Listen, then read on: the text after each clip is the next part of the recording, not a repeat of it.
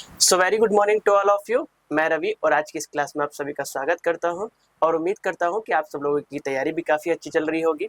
In the last class हम लोगों ने रिसर्च एप्टीट्यूड का पार्ट सेकंड किया था।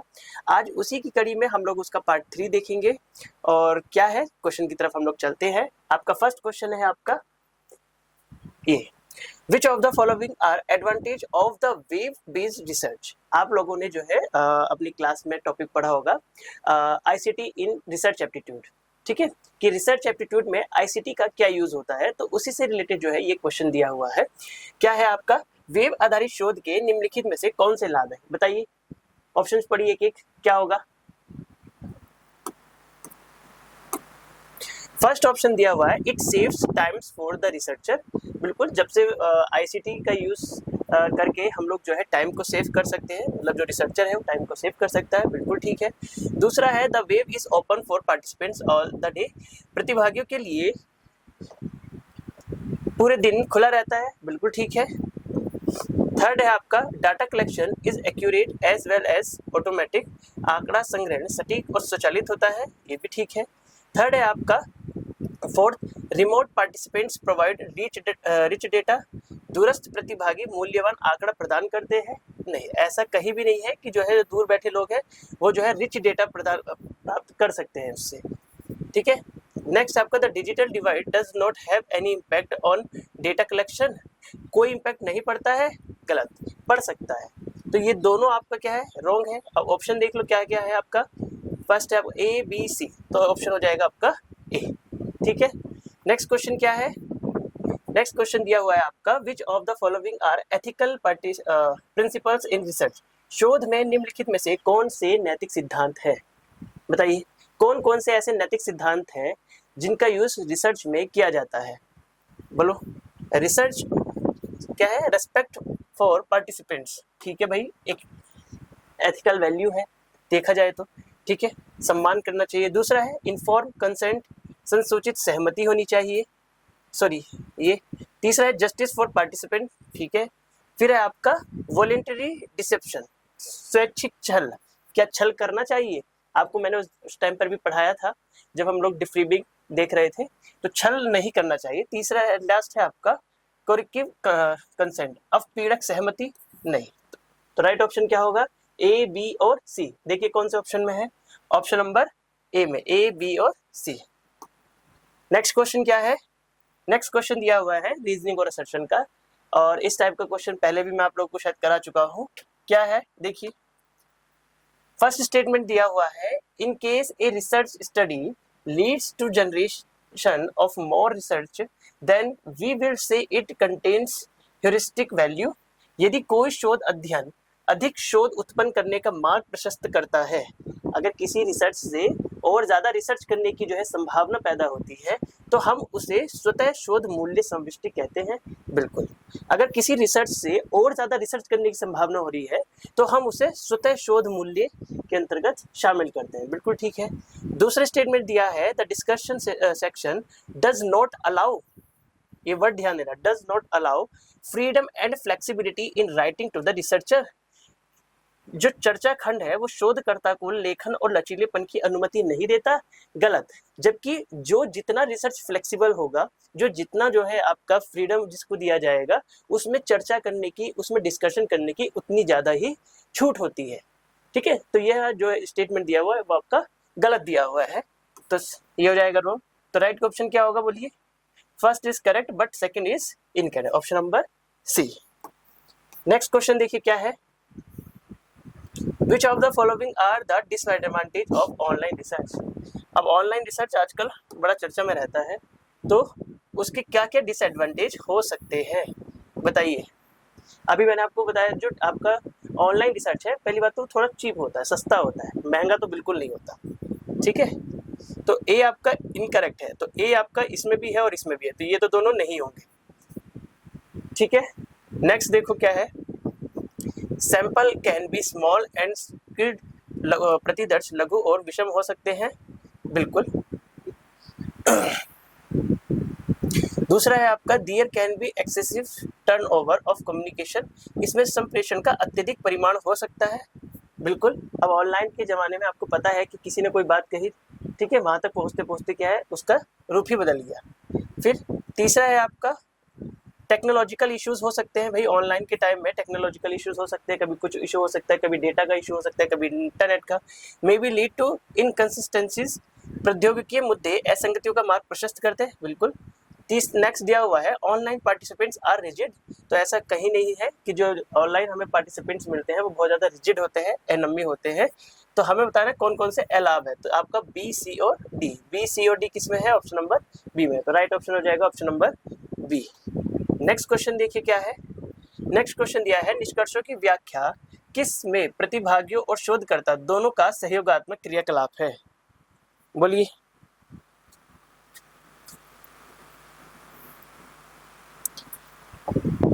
क्या है, interpretation of finding is a collaborate activity of both participants and researcher इन, किसका है, निष्कर्षों की व्याख्या किस में प्रतिभागियों की और शोधकर्ता दोनों का सहयोगात्मक क्रियाकलाप है, ऐसा कौन सा रिसर्च है जिसमें प्रतिभागी और शोधकर्ता दोनों का कोलैबोरेशन होता है, बताइए कौन सा रिसर्च है। अब तक तो सारी चीजें तैयार हो जानी चाहिए थी, कौन सा है आपका, है अप्लाइड रिसर्च, ठीक है, क्या है applied research.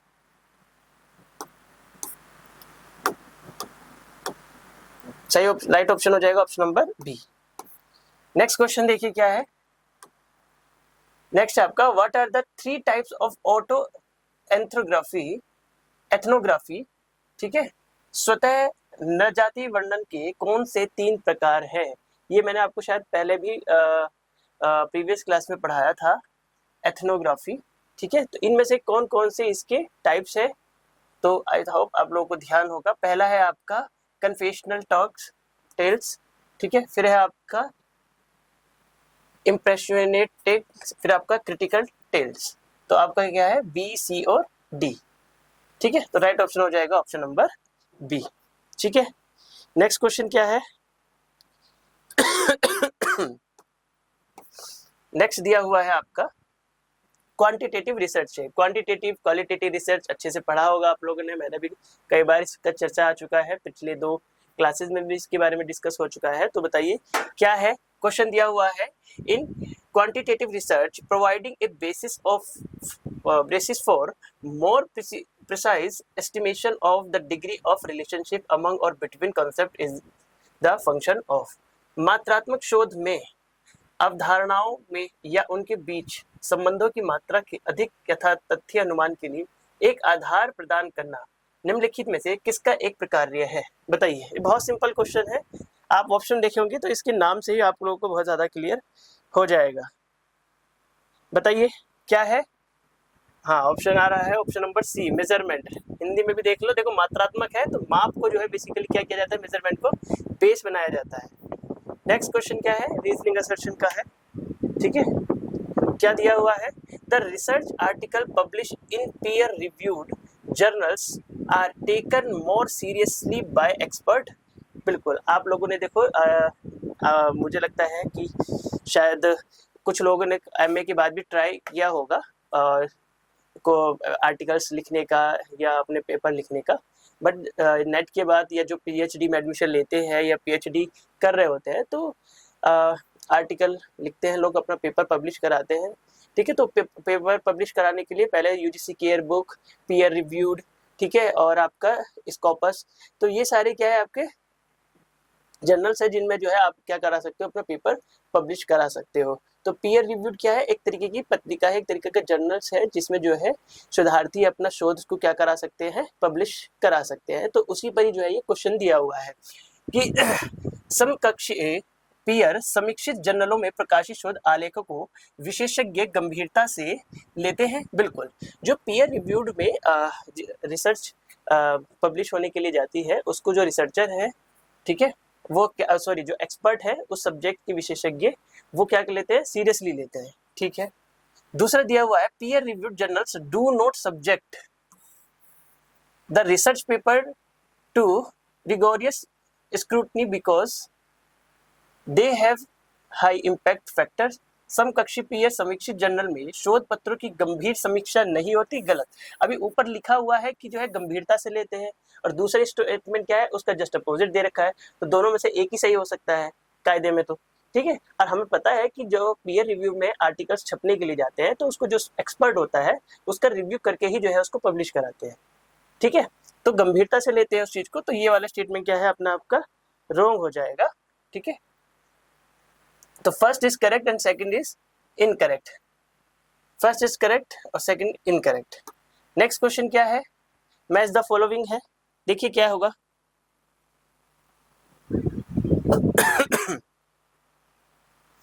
Match the following, ये क्या है, बेसिकली आपके एब्रीविएशन है छोटे छोटे, ठीक है। और एब्रीविएशन पे पहले भी क्वेश्चन करा चुका हूं, क्या होगा, एट ऑल। एट ऑल क्या होता है, एट ऑल एंड अदर्स, ठीक है। तो ए मिलेगा सेकंड से, ए सेकंड से एक ही में है, ठीक है। बी आपका थर्ड से, एंटे बिफोर, सी आपका फोर्थ से, कंपेयर सी एफ कंपेयर, और ibid in the same place, उसी स्थान से। तो राइट ऑप्शन क्या हो जाएगा, option number B. Next question दिया हुआ है, Which of the following research approaches suggest the theory in the outcome of research? निम्नलिखित में से कौन सा शोध दृष्टिकोण यह सुझाव देता है कि सिद्धांत शोध का परिणाम है, बताइए कौन सा ऐसा रिसर्च है, कौन सा ऐसा अप्रोच है जो इसके बारे में आप लोगों को बताता है, बोलिए। आप लोगों ने क्लास में डिडक्टिव अप्रोच और इंडक्टिव अप्रोच पढ़ा है, क्या अंतर होता है डिडक्टिव और इंडक्टिव, बोलिए। डिडक्टिव अप्रोच क्या होता है कि पहले कोई सिद्धांत होता है, उसी के आधार पर आप क्या करते हैं, आगे काम करते हैं। इंडक्टिव अप्रोच क्या होता है कि आप पहले डेटा कलेक्ट करते हैं, उस डेटा कलेक्ट करने के बाद उसका आकलन करते हैं, देन उसके बाद क्या करते हैं, कोई थ्योरी को या सिद्धांत को स्टैब्लिश किया जाता है। तो दोनों ही अप्रोच आप लोगों ने पढ़ी होगी, तो बताइए क्या होगा इसका, बोलो। निम्नलिखित में से कौन सा शोध दृष्टिकोण यह सुझाव देता है कि सिद्धांत शोध का परिणाम है, सिद्धांत जो है वो परिणाम है किसका, शोध का, मतलब जो डेटा कलेक्ट कर रहे हो, जो रिसर्च आपने किया है, उसको एनालाइज करने के बाद एक सिद्धांत आप क्या कर रहे हो, जनरेट कर रहे हो। तो कौन सा हो गया, अभी जस्ट बताया है, इंडक्टिव अप्रोच, आगमनात्मक दृष्टिकोण, ठीक है। नेक्स्ट क्या है, the approach in which the researcher creates group for comparison using existing data is called. वह दृष्टिकोण जिसमें शोधकर्ता मौजूदा डेटा का उपयोग करके तुलना के लिए समूह बनाते हैं, उसे क्या कहा जाता है, बोलिए क्या कहा जाता है, बोलो जल्दी, क्या कहा जाता है, आपका है रेट्रोस्पेक्टिव, ठीक है। क्या है, रेट्रोस्पेक्टिव। नेक्स्ट क्वेश्चन, और ये क्वेश्चन आप लोगों के लिए है, इस पे मैं कई सारी चीजें करा चुका हूं, ठीक है। इसका आंसर आप भी लोग बताएंगे क्या होगा। क्वेश्चन है आपका, according to the UGC regulation 2018 regarding plagiarism. Plagiarism आप लोग को अच्छे से पढ़ाया है, ठीक है। Plagiarism, the registration of a PhD students will be cancelled for which of the following percentage level of similarity in their thesis. साहित्यिक चोरी संबंधी यूजीसी विनियम 2018 के अनुसार किसी पीएचडी कार्यक्रम के विद्यार्थी का पंजीकरण उसके शोध प्रबंधन में निम्न में से कितने प्रतिशत समानता के कारण रद्द कर दिया जाता है। याद करो, मैंने आपको 4 लेवल्स पढ़ाए थे, 0 level, first level, second level and third level. किस लेवल पर जाके जो है उसका रजिस्ट्रेशन क्या कर दिया जाता है, खत्म कर दिया जाता है, लेवल, बोलिए लेवल थर्ड। लेवल थर्ड क्या है, 60+। अगर 60% से ज़्यादा अगर आपके प्लेगरिज्म पाया जाता है तो उस विद्यार्थी का, उस स्टूडेंट्स का या इस रिसर्चर का उस प्रोग्राम के लिए उसका रजिस्ट्रेशन कैंसिल कर दिया जाता है। 60+, अब 60+ देख लो किस किस में है, डी और ई में। तो राइट ऑप्शन क्या हो जाएगा, बोलिए आपका option number D. Next question देखो क्या है, qualitative research is generally related to which of the following. गुणात्मक शोध सामान्यतः निम्न में से किससे संबंधित होता है, बोलो।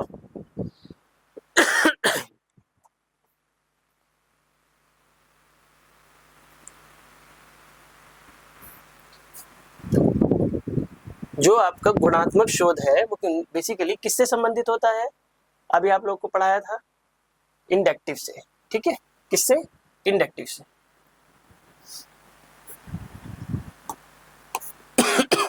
ये क्वेश्चन का आंसर भी आप लोग देंगे, फटाफट जल्दी दीजिए, क्या होगा। सेम ही क्वेश्चन है। According to the UGC regulation 2018 on plagiarism, which of the following similarities constitute level 1 plagiarism. ठीक है, लेवल 1 में कितने परसेंट तक आता है, बोलिए क्या होगा। लेवल 1 10 से 40% तक, 10 to 40% तक का प्लेगरिज्म लेवल 1 में आता है, 40 to 60 आपका लेवल 2nd में आता है, और 60 प्लस आपका लेवल 3rd में आता है। तो बताइए लेवल 1 में कौन कौन सा आ जाएगा, ऑप्शन क्या हो जाएगा राइट। एक तो 10%, 10 तो आएगा ही, 42 क्योंकि 10 से स्टार्ट हो रहा है, और फिर क्या आएगा,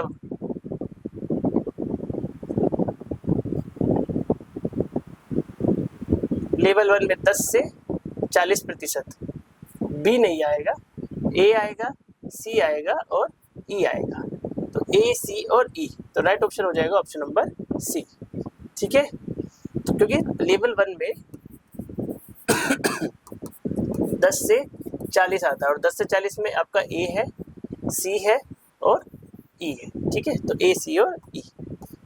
नेक्स्ट क्वेश्चन है आपका, a researcher tells something false to the participants regarding a research session with the aim of misleading them. What is the researcher practicing among the following? एक शोधकर्ता प्रतिभागियों को गुमराह, कुछ याद आ रहा है, इससे प्रीवियस क्लास में एक वर्ड कराया था मैंने, आप लोगों को बताऊंगा। एक शोधकर्ता प्रतिभागियों को गुमराह करने के उद्देश्य से उन्हें एक शोध सत्र के संबंध में कुछ असत्य बोलता है। ठीक है, वह शोधकर्ता निम्न में से किसका प्रयोग कर रहा है, बताइए किसका प्रयोग कर रहा है, बोलो। गुमराह कर रहा है, छल कर रहा है उसके साथ में, एक्टिव डिसेप्शन, सक्रिय छल। ठीक है, नेक्स्ट क्वेश्चन क्या है, नेक्स्ट क्वेश्चन देखो। ठीक है, the process of informing research participants about any misleading information or detection used in the study is called. अनुसंधान के भागीदारों को अध्ययन के में उपयोग की गई किसी भ्रामकता अथवा छल के बारे में बताने की प्रक्रिया कहलाती है। आप लोगों को मैंने प्रीवियस क्लास में डिफ्रीबिंग पढ़ाया था, तो ये डिफ्रीबिंग का ही क्वेश्चन है, डिफ्रीबिंग या डिहॉक्सिंग। ठीक है, तो डिफ्रीबिंग में भी क्या था कि आप लोग अगर आपने रिसर्च के टाइम पे कोई भी छल किया है तो उसको बाद में जो है बातचीत करके उसको सही किया जाता है। और आप एक तरीके से डिफ्रीबिंग क्या है कि रिसर्च के बाद की जाने वाली एक तरीके की बातचीत है, जिसमें जो है उसके वास्तविक उद्देश्य को बताया जाता है, या रिसर्च के दौरान कोई भूल चूक हुई है, कोई छल किया गया है, तो उसको जो है सही किया जाता है, उसको जो है बताया जाता है। तो क्या होगा बताइए, राइट ऑप्शन क्या हो जाएगा, डी हॉक्सिंग। ठीक है, dehoaxing. Next question, in qualitative research which of the following criteria is related to the questions, do the result apply to other contexts? गुणात्मक अनुसंधान में निम्नलिखित में से कौन सा मानदंड प्रश्न क्या परिणाम अन्य संदर्भों के लिए लागू होते हैं से संबंधित है, किसके लिए है बताइए।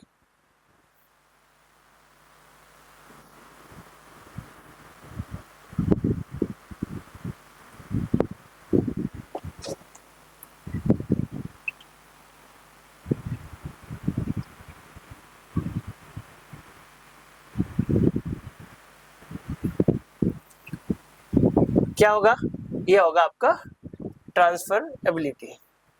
ठीक है, अंतर्निहित।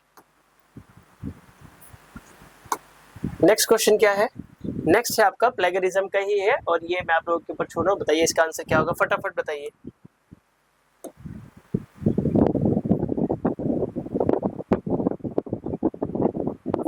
Which of the following levels of similarity in research publications shall a faculty member be deprived of 2 successive annual increments?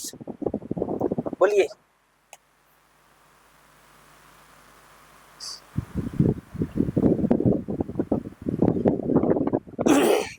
दो क्रमिक वार्षिक वेतन वृद्धियों से वंचित किया जा सकता है, क्या आएगा, ये किस में जाएगा आपका 60 लेवल 3rd में, लेवल 3rd में 60 प्लस से ज़्यादा है तभी है, तो क्या हो जाएगा सी और डी।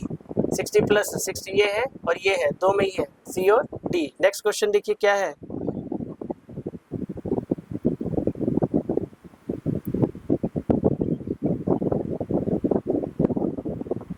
नेक्स्ट दिया हुआ है विच of the following types of validity is primarily concerned with cause and effect. बताइए, ये क्वेश्चन पहले भी करा चुका हूँ, बस दूसरी तरह से पूछा था उसने। आंतरिक वैधता पे क्वेश्चन पूछा था, ठीक है, इंटरनल वैलिडिटी पे क्वेश्चन पूछा था, और उसमें आपको ये बताना था कॉज एंड इफेक्ट। निम्नलिखित में से वैधता का कौन सा प्रकार मुख्यतः कार्य कारण से संबंधित है? कौन सा है? आंतरिक, इंटरनल वैलिडिटी। नेक्स्ट है आपका in which of the following research strategies is the primary orientation of the role of theory of relation to research deductive. निम्नलिखित में से किन शोध कार्यनीतियों में शोध के संबंध में सिद्धांत की भूमिका का प्रमुख अभिमुखीकरण निगमनात्मक है? बताइए, किसमें है? किसमें है?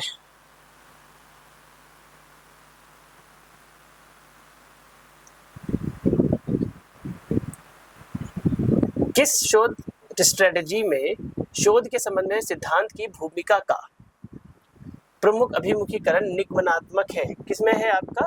क्वांटिटेटिव में।